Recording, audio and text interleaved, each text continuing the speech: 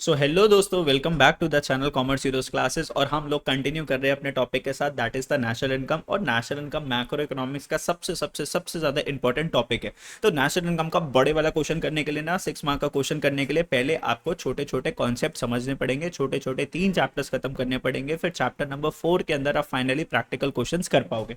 तो this is the chapter number 2, जिसके अंदर हम कुछ बेसिक कॉन्सेप्ट सीखेंगे मैक्रो इकोनॉमिक्स के। बच्चों यहाँ से भी आपके क्वेश्चन आ जाते हैं, थोड़ा सा थ्योरेटिकल कॉन्सेप्ट है तो ध्यान से पढ़ना। एक क्लास के अंदर ये चैप्टर खत्म नहीं होगा, तो कम से कम इस चैप्टर के आपको 2 पार्ट्स देखने को मिल जाएंगे, तो 2 पार्ट्स के अंदर ये वाला टॉपिक आपका फिनिश हो जाएगा। तो basic concept of the macro economics के साथ हमें स्टार्ट करना है। तो बेटा आज का हमारा सबसे पहले टॉपिक है that is the normal resident. जिसने पार्ट 1 ऑफ द वीडियो नहीं देखा, this is part 2 of the video of the national income, तो डिस्क्रिप्शन बॉक्स में आपको लिंक दिख जाएगा या फिर यहाँ पर आई बटन आ रहा होगा, यहाँ से आप पहले पार्ट 1 देख लेना नेशनल इनकम का, फिर पार्ट 2 के साथ स्टार्ट करना। अब सर ये नॉर्मल रेजिडेंट क्या होता है, तो ध्यान से देखने की कोशिश करना।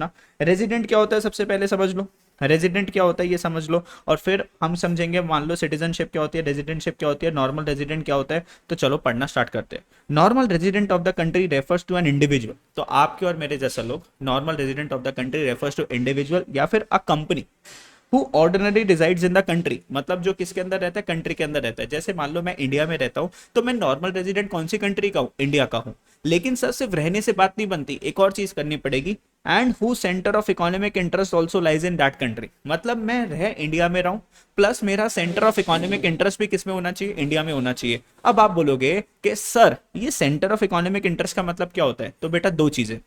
सबसे पहले तो रेजिडेंट लिव्स और is located with in the domestic territory. तो पहली एक बात, अगर मैं किसी कंट्री का नॉर्मल रेजिडेंट कहलाना चाहता हूं, तो अगर मैं बोल रहा हूं कि मैं नॉर्मल रेजिडेंट हूं इंडिया का, अगर मैं बोल रहा हूं कि मैं नॉर्मल रेजिडेंट हूं इंडिया का, इसका मतलब कि मैं रहता हूं इंडिया के अंदर।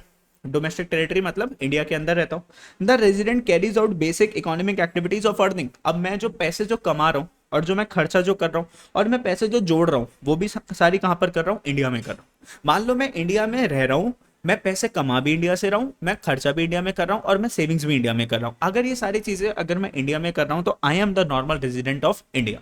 तो नॉर्मल रेजिडेंट के अंदर इंडिविजुअल्स भी आती है, कंपनीज भी आ जाती है। ठीक है, तो कंपनीज जो कमा रही है वो भी इंडिया से कमा रही है, जो खर्चा कर रही है इंडिया में कर रहे हो, पैसे जो सेव कर रहे हैं वो भी इंडिया में कर रही है। लेकिन कौन लोग इंक्लूड नहीं होते नॉर्मल रेजिडेंट के अंदर, बेटा फॉरेन टूरिस्ट एंड विजिटर। बाहर से कोई मिस्टर जॉन इंडिया में घूमने के लिए आया, ताजमहल देखने के लिए आया, क्या वो नॉर्मल रेजिडेंट ऑफ इंडिया है क्या, नहीं सर। वो तो सिर्फ हॉलीडे के लिए आया ना, वो कोई मेडिकल ट्रीटमेंट के लिए आया, कोई स्पोर्ट्स खेलने के लिए आया, कोई पढ़ाई करने के लिए इंडिया आया, कॉन्फ्रेंस के लिए इंडिया में आया। तो क्या वो नॉर्मल रेजिडेंट ऑफ इंडिया होगा, नहीं सर, क्योंकि वो इंडिया से पैसे नहीं कमा रहा सर, वो इंडिया में स्पेंड नहीं कर रहा, वो इंडिया में सेव नहीं कर रहा, बस आया है घूम फिर के चला जाएगा अपना काम निपटा के। फॉरेन स्टाफ ऑफ एम्बेसीज, तो आप एम्बेसीज देखोगे जहां से आपको वीजाज वगैरह लेना होता है, तो वहां पे बहुत सारे फॉरनर लोग काम कर रहे होते हैं, उस कंट्री के पर्सन्स काम कर रहे होते हैं, तो वो इंडिया के रेजिडेंट नहीं है। इंटरनेशनल ऑर्गेनाइजेशन जैसे कि UNO, WHO, World Health Organisation, United Nation Organisation, बच्चों इनके ऑफिसेज इंडिया में हो सकते हैं, लेकिन ये कंपनी इंडिया की तो नहीं है ना। अब जैसे फेसबुक है कंपनी, क्या वो नॉर्मल रेजिडेंट ऑफ इंडिया, क्या क्या वो इंडियन कंपनी है, नहीं सर। सर वो इंडिया में उसने ब्रांचेस ओपन कर रखी है, लेकिन वो इंडियन कंपनी नहीं है। कौन सी कंपनीज है, फॉरेन कंपनीज है, फॉरेन ऑर्गेनाइजेशन है। एम्प्लॉइज ऑफ इंटरनेशनल ऑर्गेनाइजेशन, भाई बाहर के एम्प्लॉइज यहाँ पे काम कर रहे हैं। मान लो एक American working in UNO office located in India, तो यूएनओ का एक ऑफिस है इंडिया के अंदर, यूनाइटेड नेशन ऑर्गेनाइजेशंस का एक ऑफिस है इंडिया के अंदर, उसमें एक अमेरिकन काम कर रहा है, will be treated as normal resident. वो नॉर्मल रेजिडेंट इंडिया का नहीं माना जाएगा, किसका माना जाएगा, अमेरिका का माना जाएगा। ऐसे ही मान लो कोई border workers who live near the international border, cross the border on regular basis to work in the other country, they are treated as normal resident of country where they live and where they and not where they work. तो मान लो एक बंदा है, वो एकदम India और नेपाल के border पे रहता है। अब वो बॉर्डर क्रॉस करके जाता है क्योंकि उसकी दुकान नेपाल में है, तो वो बॉर्डर क्रॉस करके जाते हैं, नेपाल में दुकान है, पूरे दिन सामान बेचता करता है, फिर आके सोता कहाँ पर है, रहता कहाँ पर है, इंडिया के अंदर। तो भैया वो रेजिडेंट कहाँ का है, इंडिया का कि नेपाल का, सर वो रेजिडेंट है इंडिया का। ठीक है। Normal members of the foreign vessels, crew member, sorry crew members of the foreign vessels. Vessels का मतलब क्या होता है, शिप्स। अब जो शिप्स होती है बड़ी बड़ी दोस्तों, वो घूमती रहती है, क्रूज होते हैं ना, क्रूज, वो बाहर इंटरनेशनल बाउंड्रीज के बाहर घूमते रहते। कमर्शियल ट्रैवलर्स है, तो ये लोग समुद्र में घूमते रहते हैं, दूसरे स्टेट्स के अंदर बॉर्डर क्रॉस करते रहते हैं। सीजनल वर्कर्स है, बेटा अगर their stay is less than 1 year. अगर ये 1 साल से ज्यादा भी इनको नहीं हुआ ना इंडिया से निकले हुए, तो ये क्या कहलाते हैं, नॉर्मल रेजिडेंट ऑफ इंडिया कहलाते हैं। लेकिन अगर इनको घूमते घूमते 1 साल से ज्यादा हो गया, मतलब इंडिया वापस ये नहीं आए, इंडिया के बाहर बार ये 1 साल से ज्यादा शिप पे घूमे जा रहे हैं, तो नॉर्मल रेजिडेंट ऑफ इंडिया नहीं कहलाते। ठीक है, इतनी सी बात समझ जाओ बच्चों। अब यहाँ से क्वेश्चन नहीं आएगा। देखो क्वेश्चन कहाँ से आएगा, सबसे पहली बात आपको डेफिनेशन याद करनी है नॉर्मल रेजिडेंट की, और आपको पता होना चाहिए सेंटर ऑफ इकोनॉमिक इंटरेस्ट का मतलब क्या होता है। तो अगर मैं बता दूं आपके लिए, तो सबसे इंपॉर्टेंट है ये वाला पैराग्राफ, आपके लिए इंपॉर्टेंट है। बस इतना सा आपको क्या करना है, याद करना है। बाकी नीचे का बस मैंने आपको एक बार समझा दिया, इसकी हेडिंग्स आप लोग देख लेना। दूसरा बात करते हैं, sir who is the citizenship. Sir citizenship मान लो क्या होती है, कैसे मिलती है। तो बेटा ये एक लीगल कॉन्सेप्ट है। कैसा कॉन्सेप्ट है, this is a legal concept, ध्यान रखना। और जो रेजिडेंटशिप जो होता है ना, ये कैसा कॉन्सेप्ट है, इकोनॉमिक कॉन्सेप्ट। तो यहाँ से एक छोटा सा कॉन्सेप्ट क्वेश्चन आ जाता है सिटीजनशिप के ऊपर और रेजिडेंटशिप के ऊपर। तो सिटीजनशिप एक लीगल कॉन्सेप्ट है based on the place of birth of a person और सम लीगल प्रोविजंस। तो इसका मतलब क्या है, देखो अगर आपको किसी कंट्री की सिटीजनशिप चाहिए, तो आपको उस कंट्री में पैदा होना पड़ेगा। जैसे मान लो मैं इंडिया में पैदा हुआ था, तो I am the citizen of India. ठीक है, आपने देखा होगा बहुत सारे जो सेलिब्रिटीज वगैरह जो होते हैं, वो अपने बच्चों को पैदा करवाते हैं दूसरी कंट्री के अंदर, बिकॉज जैसे वो उस कंट्री में पैदा हो जाते हैं, वो सिटीजन किस कंट्री के बन जाते हैं, उस कंट्री के। छोटे छोटे यूट्यूबर्स को अगर आप देखोगे, तो वो जानबूझकर अपने बच्चों मतलब डिलीवरी के टाइम बच्चों को लेकर जाते दूसरी सिटीज में, कनाडा ले गए, वहां पे बच्चों का डिलीवरी करवाई और फिर वापस आ गए। तो क्यों करवाया ऐसा, बिकॉज उस बच्चे को सिटीजनशिप मिल गई कनाडा की। तो ये कैसा कॉन्सेप्ट हो गया, प्लेस ऑफ बर्थ का। दूसरा, अगर आपको किसी दूसरी कंट्री की सिटीजनशिप चाहिए, तो वो आप ले सकते हो, लेकिन कुछ लीगल प्रोविजंस है, कुछ लीगल लॉ को पूरा कर दो, कुछ पैसे वैसे दे दो गवर्नमेंट को, और आपको वहां की सिटीजनशिप मिल जाएगी। तो लगभग अगर मैं आपको बताऊं यूएसए की अगर आपको सिटीजनशिप चाहिए, तो आपके पास कितने पैसे होने चाहिए, रफली 35 करोड़ रुपीज होने चाहिए, गवर्नमेंट को आपको डिपॉजिट करने पड़ेंगे, वो आपको क्या दे देगी, citizenship, allowing a person to become a citizen. तो कुछ लीगल प्रोविजंस है, टर्म्स एंड कंडीशंस, उसको आप पूरा कर दो, तो आप उस कंट्री के सिटीजन बन जाते हो। It means Indian citizenship can arise in 2 ways. तो सिटीजनशिप दो तरीके से मिल सकते हैं। इंडियन सिटीजनशिप कैसे मिल सकती है, 2 तरीके से। When a person is born in India, आप इंडिया में पैदा हो जाओ, आप इंडिया के क्या बन जाओगे, citizen, he acquires automatic citizenship of India. अब person born outside India applies for citizenship. अब कोई पर्सन था इंडिया के बाहर पैदा हुआ था, लेकिन उसने इंडिया में अप्लाई करा कि मुझे इंडिया का सिटीजन बनना है, and Indian law allows him to become Indian citizen. तो इंडिया का लॉ अगर उसको अलाउ करता है सिटीजन बनने के लिए, तो सिटीजन बन जाएगा, अदरवाइज सिटीजन नहीं बन सकता। तो किसी भी कंट्री का सिटीजन बनने के लिए उस कंट्री के अंदर पैदा हो जाओ, आप उस कंट्री के क्या बन जाओगे, सिटीजन। बात करते हैं रेजिडेंटशिप। अब रेजिडेंटशिप का मतलब क्या होता है, ये कैसा कॉन्सेप्ट है, इकोनॉमिक कॉन्सेप्ट है बेस्ड ऑन इकोनॉमिक एक्टिविटीज। का भैया धंधो कहाँ करो छो, पैसे कहाँ कमाते हो, पैसे कहाँ खर्च करते हो, पैसे कहाँ सेव करते हो, परफॉर्म बाय अ पर्सन। तो इकोनॉमिक एक्टिविटीज कहाँ पे करते हो, तो इसलिए कौन सा कॉन्सेप्ट हो गया, इकोनॉमिक कॉन्सेप्ट हो गया। And individual is the normal resident of the country if ordinary resides in the country for a period. तो an individual is normal resident of the country. एक इंडिविजुअल नॉर्मल रेजिडेंट उस country का कहलाता है अगर वो रहता है उस कंट्री में for a period more than 1 year. तो मान लो मैं एक कंट्री में 1 साल से ज्यादा रह लूं, तो मैं उस कंट्री का क्या कहलाता हूँ, नॉर्मल रेजिडेंट। और his centre of economic interest also lies in that country. Centre of economic interest मतलब मैं रह वहां पे रहा हूं, मैं इनकम भी वहां पे कर रहा हूं, अर्निंग्स भी वहां पे कर रहा हूं, स्पेंडिंग भी वहां पे कर रहा हूं, और पैसे भी वहां पे कमा रहा हूं, तो I become the resident of that country. ठीक है, तो किसी कंट्री का रेजिडेंट बनना आसान है, वहां पे 1 साल से ज्यादा रह लो, 1 साल से ज्यादा पैसे कमा लो, खर्चा कर लो, स्पेंडिंग कर लो, सेविंग्स कर लो, तो आप उस कंट्री के रेजिडेंट बन जाओगे। तो देखो ना क्या लिखा हुआ, a Chinese living in India for more than 1 year is a normal resident of India. तो इंडिया से ज्यादा एक चाइनीज बंदा है, वो इंडिया में 1 साल से ज्यादा रह लिया, तो वो नॉर्मल रेजिडेंट इंडिया का बन जाएगा। However he is not a citizen.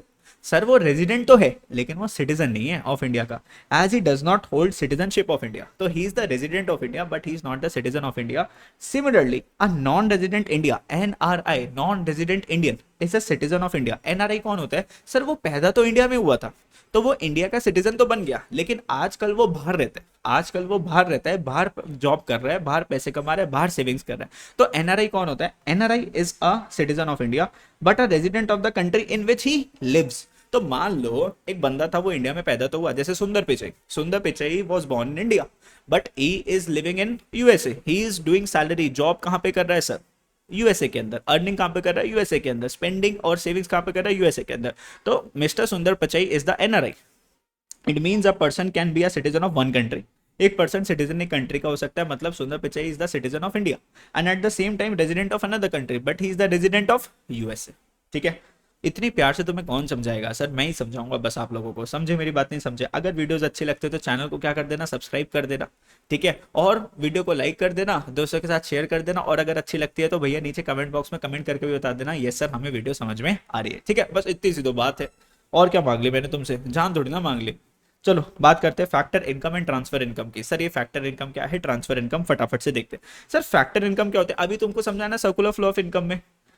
Factor income refers to income received by factors of production, ठीक है, और फैक्टर्स ऑफ प्रोडक्शन कौन होते हैं, लैंड, लेबर, कैपिटल, एंटरप्राइज। इनको क्या मिलता है, लैंड को क्या मिलता है बच्चों, रेंट मिलता है, लैंड को क्या मिलता है बच्चों, रेंट मिलता है, लेबर को क्या मिलती है, वेजेस, कैपिटल को क्या मिलता है, इंटरेस्ट, और एंटरप्राइज को क्या चाहिए सर, प्रॉफिट चाहिए। तो मैंने क्या करा ना, मैंने अपनी फैक्टर सर्विसेज दी और बदले में मुझे क्या मिला, rent, wages, interest and profit मिला। तो यहाँ पे गिव एंड टेक चल रहा है ना। अब जैसे मान लो मैंने तुम्हें क्लासेस दी, बदले में तुम मेरे को क्या कर रहे हो, वीडियो को लाइक कर रहे हो, शेयर कर रहे हो, चैनल को सब्सक्राइब कर रहे हो, तो ये क्या एग्रीमेंट है, but this is the बायलिटरल income. ऐसी इनकम को क्या बोलते हैं, बायलिटरल इनकम बोलते हैं। तो क्या लिखा हुआ है ध्यान से देखना, factor income refers to income received by factors of production for rendering factor services in the production process. तो इन्होंने फैक्टर सर्विसेज दी थी, जब भी इनको क्या मिली, फैक्टर इनकम मिला, जब भी इनको पैसे मिले। तो it is receive for providing factor services of land, labour, capital, enterprise as factor income is earn for contributing to the production process. इसको क्या बोलते हैं, बायलिटरल इनकम। तो बेटा दो इनकम होते हैं, एक होते हैं बायलिटरल इनकम और दूसरी होती है यूनिलेटरल इनकम। कैसी इनकम, यूनिलेटरल। यूनिलेटरल इनकम में क्या होता है, मान लो आपके पापा ने आपको पॉकेट मनी दी, अब वो बदले में आपसे कुछ और थोड़ी ना चाहते, समझ रहे हो, तो ये क्या हो गया, यूनिलेटरल इनकम। मान लो तुम लोग आए मेरे पास कोचिंग पढ़ने के लिए, तुमने बोला ये लो सर पैसे लो, हमको पढ़ाना मत, आप गोवा वोवा घूम कर आओ, हमें कोई दिक्कत नहीं है, तो ऐसी इनकम क्या हो गई, यूनिलेटरल। लेकिन आपने मेरे को बोला सर हम आपको फीस दे रहे हैं, बदले में आप हमें पढ़ाओ, तो गिव एंड टेक चल रहा है, तो इसको क्या बोलते हैं बच्चों, बायलेटरल इनकम, ठीक है। बेटा बायलिटरल इनकम को हम नेशनल इनकम में ऐड करते हैं, तो factor income of normal resident of countries included in national income, because ये मेहनत के पैसे, कैसे पैसे, मेहनत के पैसे। लेकिन मान लो आपके पापा ने आपको पॉकेट मनी दी, तो तुम ये बोल सकते हो सर हमने इनकम कमाई और हमारी इनकम नेशन की, इंडिया की इनकम में काउंट होनी चाहिए। अरे ना रे ना, ना अभी तो काउंट नहीं होगी, ठीक है। कुछ व्लॉगिंग करो, कुछ ऐसे देखो, तुम रील्स वील्स देखते हो, रील्स वील्स बनाओ, वहां से पैसे आए तो वो किस में काम मतलब काउंट होगी, नेशनल इनकम में काउंट होगी। अब बात करते हैं बच्चों किसकी, आपकी, ध्यान से देखना, फैक्ट ट्रांसफर इनकम की बात करते हैं। तो transfer income refers to income receive without rendering any productive services in return. आपके पास पैसे आए लेकिन बदले में आपको कुछ नहीं देना, ये वन साइडेड कॉन्सेप्ट है, एक तरफा प्यार, ठीक है। वो मम्मी पापा की तरफ से, उन्होंने आपसे, उनको आपसे प्यार था तो उन्होंने आपको पैसे दिए, लेकिन तुमको उनसे प्यार नहीं है तो तुम बदले में पढ़ाई नहीं करते। वाह सर, प्यार प्यार से आप हमें डांट भी लगा देते हो। यस, डांटना बहुत जरूरी। It is not included in the national income. तो आपकी ये इनकम नेशनल इनकम में काउंट नहीं करेंगे कि सर हम भी पैसे कमाते हैं, सर देखो हमारे पापा हमें पॉकेट मनी देते हैं। It is not included in national income as it does not reflect any production of goods and services. ना रे ना, अभी तुम कुछ नहीं कर रहे, ठीक है। एग्जाम्पल्स क्या हो गया, ओल्ड एज पेंशन। मान लो कोई बंदा गवर्नमेंट कंपनी में काम करता था, अब उनकी रिटायरमेंट हो चुकी है, तो कंपनी जो गवर्नमेंट है उनको सिर्फ क्या दे रही है, पेंशन दे रही है, अब बदले में वो कुछ और नहीं दे रहे ना, समझ रहे हो। अनएम्प्लॉयमेंट अलाउंस, जैसे मान लो किसी को अगर जॉब नहीं मिल रही, कुछ नहीं मिल रही, तो गवर्नमेंट उसको बैठे बिठाई के क्या दे रही है, पैसे दे रही है, बदले में वो कुछ और नहीं दे रहा। पॉकेट मनी, ये लो आ गई आपकी पॉकेट मनी। तो पॉकेट मनी इज नॉट आपका included in the national income, because ये ट्रांसफर इनकम है, वन साइडेड कॉन्सेप्ट है, यूनिलेटरल इनकम है, ठीक है। अब बच्चों ध्यान से समझना, सरकार को जो टैक्सेस मिलते हैं, taxes receive by the government are the कौन सी इनकम, फैक्टर इनकम के transfer income. Sir transfer income है of the government as they are receive without providing any productive services in return. मतलब गवर्नमेंट को जब आप टैक्सेस देते हो तो गवर्नमेंट ये नहीं बोलती कि हम बदले में आपको ये देंगे, वो देंगे, ये देंगे, वो देंगे, वो नहीं, गवर्नमेंट जो दे दे वो दे दे, ठीक है। तो ये कैसी इनकम है, फैक्टर इनकम है। तो गवर्नमेंट को जो टैक्सेस की इनकम है वो फैक्टर इनकम है, प्रोडक्टिव इनकम वो फैक्टर इनकम नहीं है। Similarly subsidies paid by the government are transfer payment of the government. तो सब्सिडी जो सरकार दे रही है वो भी सरकार की क्या है, ट्रांसफर पेमेंट है। बदले में सरकार आपसे कुछ नहीं मांग रही, सब्सिडी जो दे रही है आपसे बदले में कुछ नहीं मांग रही गवर्नमेंट, ठीक है। चलो इतनी सी बात समझ गए। अब बच्चों ये जो फैक्टर इनकम है, ट्रांसफर इनकम का आपको डिफरेंस गिवन है, इस डिफरेंस को एक बार पढ़ लेते हैं, कुछ नया कॉन्सेप्ट दिखेगा तो देख लेंगे। It is the income receive by factors, ये तो हमने पढ़ लिया। It refers to income receive without rendering any productive services in return, पढ़ लिया। It is included in both national income and domestic income. तो नेशनल इनकम में भी काउंट होता है, डोमेस्टिक इनकम में काउंट होता है। ये ना तो नेशनल इनकम में काउंट होता है ना डोमेस्टिक इनकम में, ध्यान रखना इस चीज को। सर ये आपका अर्निंग कॉन्सेप्ट है और ये कैसा कॉन्सेप्ट है, रिसिप्ट कॉन्सेप्ट। रिसिप्ट कॉन्सेप्ट मतलब सिर्फ पैसे आ रहे हैं, आपने कमाई नहीं है वो। और फैक्टर इनकम में कमाई है, बिकॉज मैंने क्या दी थी, अपनी फैक्टर सर्विसेज दी थी। It is receive for by factors of production. It is generally receive by household and the government. It is generally received by households and the government. Rent, wages, interest and profit, scholarship, old age pension, unemployment allowance वगैरह, ये सारे इसके क्या हो गए, examples हो गए, ये मैंने आपको समझा दिए। चलो बच्चों अब स्टार्ट करते हैं next part of the video. ठीक है, तो एक वीडियो के अंदर ही पार्ट बना दे तो सर वो क्या बात है। तो बच्चों हमारी जो वीडियो है इसके अंदर है final goods and the intermediate goods. अब ये फाइनल गुड्स क्या होते हैं, इंटरमीडिएट गुड्स क्या होते हैं, देखो all things that satisfy human wants are called goods. कोई भी ऐसी चीज जो मेरी इच्छाओं को पूरा कर दे उसको मैं क्या बोलता हूँ, गुड्स बोलता हूँ। On the basis of and use goods can be classified into, तो गुड्स को दो तरीके से आप क्लासिफाई कर सकते हो, one is the final good और दूसरे इंटरमीडिएट गुड्स होते हैं। बच्चों फाइनल गुड्स क्या है, final goods refers to those goods which are used either for consumption और फॉर इन्वेस्टमेंट। या तो डायरेक्टली आप उसको कंज्यूम करोगे या फिर उसके अंदर आप इन्वेस्टमेंट करते हो। For example goods purchase by the consumer households as they are meant for final consumption. जैसे मान लो मैं हाउस होल्ड, मैं किसको बिलोंग करता हूँ, हाउस होल्ड को बिलोंग करता हूँ, मैं किसी फर्म को बिलोंग नहीं करता। तो मान लो एक हाउस होल्ड, एक घर का एक बंदा बाहर गया दूध लेने के लिए, purchase by the house hold, तो वो डायरेक्टली उसको कंज्यूम करेगा, ना कि वो उसको मिठाई बना के बेचेगा। तो समझो मेरी बात, मान लो एक मिठाई वाले भैया है वो दूध लेकर आए, तो उनके लिए वो जो मिल्क है वो कैसा गुड्स है, इंटरमीडिएट गुड्स है, क्योंकि वो उस गुड्स को डायरेक्टली दूध को पीने नहीं वाला, वो उस दूध से स्वीट्स बनाएगा और फिर स्वीट्स को क्या करेगा, मार्केट में जाके सेल करेगा। लेकिन वहीं एक हाउस होल्ड वाला बंदा, जैसे मैं एक बंदा हूं, तो मैं गया मिल्क लेकर आया, चाय बनाई पी ली, बेची नहीं। ठीक है, तो goods purchase bye firms for capital formation, पैसे कमाने के लिए, और इन्वेस्टमेंट जैसे कि machinery purchase by the firm. तो अगर फर्म ने एक मशीनरी परचेज करी तो वो कैसा गुड्स है दोस्तों, इंटरमीडिएट गुड्स है, क्योंकि मशीन से फिर वो गुड्स बनाएगा, फाइनली फिर उसको सेल करेगा। तो expenditure on final goods purchase by the house hold, तो हाउस होल्ड्स ने जो खर्चा जो करा, जो शॉपिंग जो करी, उसको क्या बोलते हैं, consumption expenditure. And expenditure on final goods purchase by the producers, ओ भैया जो प्रोड्यूसर्स, जो फर्म ने जो खर्चा जो करा, जो फर्म ने शॉपिंग जो करी, उसको क्या बोलते हैं, investment expenditure. So expenditure on final goods दो तरीके के हो सकते हैं, एक कंजम्पशन एक्सपेंडिचर जो कि किसने करा है बच्चों, हाउस होल्ड ने करा है, और एक होता है इन्वेस्टमेंट एक्सपेंडिचर जो कि किसने करा है, प्रोड्यूसर्स ने करा है। ठीक है, इसको कहते हैं बारीकी से पढ़ाना। It must be noted that final goods are neither resold, final goods को आप रीसोल्ड नहीं करते, nor use for any further transformation in the process of production. तो मैं घर के लिए जो मिल्क लेकर आया तो उससे मैं कोई स्वीट्स बना के सेल नहीं करने वाला। ठीक है, समझे मेरी बात, नहीं समझे।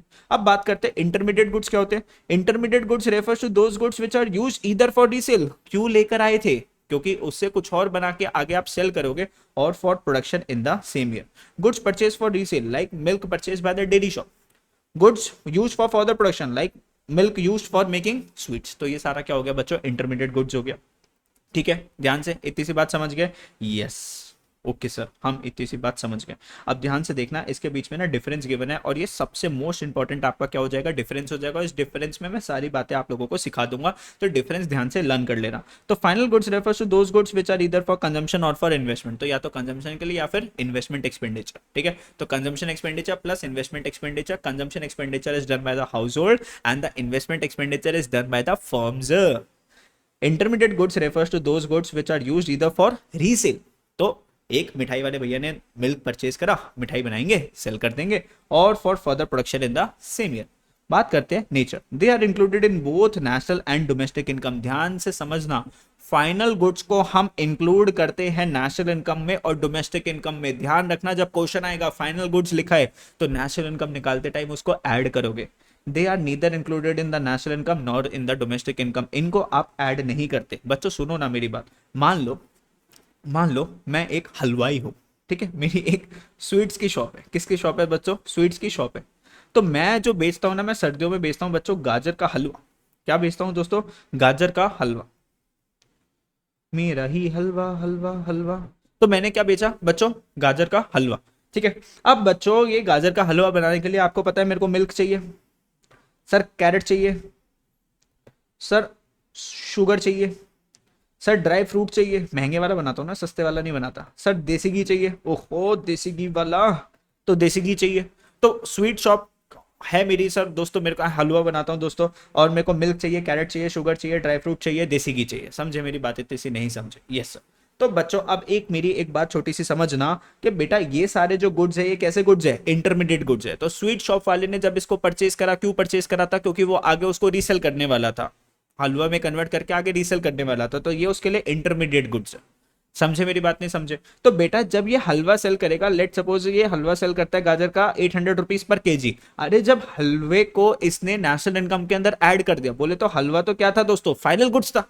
तो फाइनल गुड्स की वैल्यू जब उसने ऐड कर दी नेशनल इनकम के अंदर, 800 रुपए जब ऐड कर दिए, तो दोबारा से milk, carrot, sugar, dry fruit और देसी घी का प्राइस थोड़ी ना ऐड करेगा। तो ऐसे तो क्या हो जाएगी, डबल काउंटिंग हो जाएगी। बेटा इस 800 रुपए में ये आइटम्स तो ऑलरेडी एडिड है ना। मान लो इस हलवे को बनाने के लिए इसका सामान कितने का लग गया, 400 रुपए का, और बच्चों बाकी का इसने क्या ऐड कर दिया, अपना प्रॉफिट ऐड कर दिया, 400 का इसका प्रॉफिट है, और मार्केट में इसने कितने का सेल कर दिया, 800 रुपए का। तो जब 800 रुपए ऐड कर दिए तो इसके अंदर ये इंटरमीडिएट गुड्स भी तो ऑलरेडी क्या हो गए बच्चों, ऐड हो गए। समझे मेरी बात, नहीं समझे? ठीक है, इसलिए क्या लिख रखा है, जो फाइनल गुड्स है उसकी वैल्यू को ऐड करेंगे हम नेशनल इनकम के अंदर, लेकिन इंटरमीडिएट गुड्स को ऐड नहीं करते नेशनल इनकम के अंदर और डोमेस्टिक इनकम में।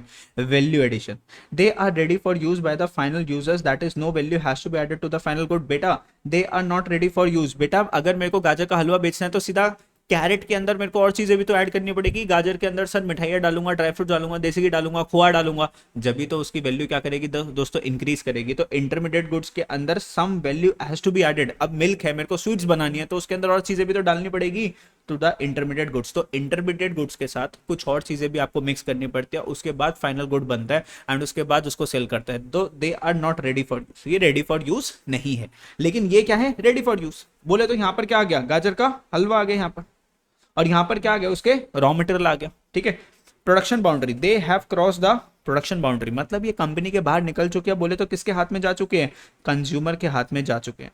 दे are still within the production boundary, तो अभी भी इनकी क्या चल रही है बच्चों, प्रोडक्शन चल रही है। कंपनी से कंपनी में ये क्या हो रही है बच्चों, ट्रांसफर होते जा रहे हैं। अभी कंज्यूमर इसको कंज्यूम नहीं कर सकता, बिकॉज अभी ये आधे अधूरे है, कंज्यूमर के हाथ में ये अभी नहीं गए। ठीक है, कंज्यूमर के हाथ में ये अभी नहीं गए। अभी एक कंपनी से दूसरी कंपनी में जब ट्रांसफर होता है तो उसको हम क्या बोलते हैं सर, इंटरमीडिएट गुड्स बोलते हैं। ठीक है, जैसे मान लो एक कार बननी है, कार, तो कार का एक इंजन बना, फिर इंजन एक कंपनी के पास गया, फिर उसने दूसरी कंपनी ने उसको फिट करा, फिर दूसरी कंपनी के पास टायर्स लगने के लिए गए, फिर तीसरी कंपनी के पास सीट कवर वगैरह लगे। तो बेटा अभी ये कंज्यूमर के हाथ में नहीं गया, जैसे ही कार कस्टमर के हाथ में आप डिलीवर करते हो तो वो क्या बन जाता है, फाइनल गुड बन जाता है। लेकिन जब तक वो सामान नहीं बना, जैसे मान लो एप्पल का आईफोन है, तो उसकी स्क्रीन सैमसंग बना रहा है, उसकी बैटरीज कहीं चाइना से बन रही है, ठीक है, उसका और दूसरे जो प्रोसेसर है वो कहीं और से बन रही है। तो अभी क्या करती है, सारी कंपनी सामान बनाकर किसको बेचती है, एप्पल कंपनी को बेचती है। एप्पल कंपनी उसको असेंबल करती है, जोड़ती करती है, फिर कस्टमर को बेचती है। तो जब ये सामान कंपनीज के हाथों में घूमता रहता है ना, तो ये इंटरमीडिएट गुड्स है। और जैसे ही कस्टमर के हाथ में पहुंच गया, मतलब प्रोडक्शन बाउंड्री क्रॉस करके, कंपनीज को क्रॉस करके जब कंज्यूमर के हाथ में पहुंच गया, तो ये फाइनल गुड बन जाता है। जैसे कि milk purchase by house hold for consumption, तो किसके हाथ में पहुंच गया, कंज्यूमर के हाथ में पहुंच गया ना। तो car purchased as an investment, तो ये क्या हो गया दोस्तों, आपकी फाइनल गुड्स हो गया। Milk use in the dairy shop for resale, coal use in the factory for further production, तो ये सारा किसके अंदर ऐड हो जाए, ये सारा क्या है, आपका इंटरमीडिएट गुड्स है। बच्चों ये कुछ आपको एग्जांपल्स गिवन है, इन एग्जांपल्स को आप एक बार जरूर पढ़ लेना। ठीक है, एक बार जरूर पढ़ लेना, तो आपको चीजें क्या हो जाएंगी, क्लियर हो जाएंगी। कुछ एग्जांपल्स मैं आप लोगों को बाद में रीड करवा दूंगा, लेकिन आप लोग अभी स्क्रीन पे दिखाई मैंने, इसको पॉज करके फटाफट से एक बार इन एग्जांपल्स को पढ़ लो, तो क्लियर हो जाएगा कौन से फाइनल गुड्स है और कौन से इंटरमीडिएट गुड्स है। तो इस वाली वीडियो को यहाँ पर एंड करते हैं। नेक्स्ट वीडियो के अंदर हम लोग पढ़ेंगे सर कंजम्पशन गुड्स क्या क्या होते हैं, कैपिटल गुड्स क्या होते हैं, तो ये हम नेक्स्ट वीडियो के अंदर पढ़ेंगे। एंड फिर उसके बाद ग्रॉस इन्वेस्टमेंट, नेट इन्वेस्टमेंट, तो चैप्टर थोड़ा सा बड़ा है सेकंड चैप्टर। ठीक है, तो इसके 2 पार्ट्स हो सकता है आगे एक पार्ट के अंदर काम हो जाए, एक पार्ट या 2 पार्ट आगे अभी बनेंगे, 2 पार्ट मुझे ऐसा लगता है अभी बनेंगे। उसके बाद चैप्टर 3 करेंगे, फिर चैप्टर 4 करेंगे, जिसके अंदर बड़े बड़े क्वेश्चंस हमको निपटाने हैं, प्रैक्टिकल क्वेश्चंस। तो चैप्टर अपने आप में बड़ा है ना, तो ऑब्वियसली वीडियोस तो ज्यादा आएंगे ही आएंगे, लेकिन आप लोग जैसे जैसे वीडियोस आती जाए उसको पढ़ते जाओ। Thank you, bye bye.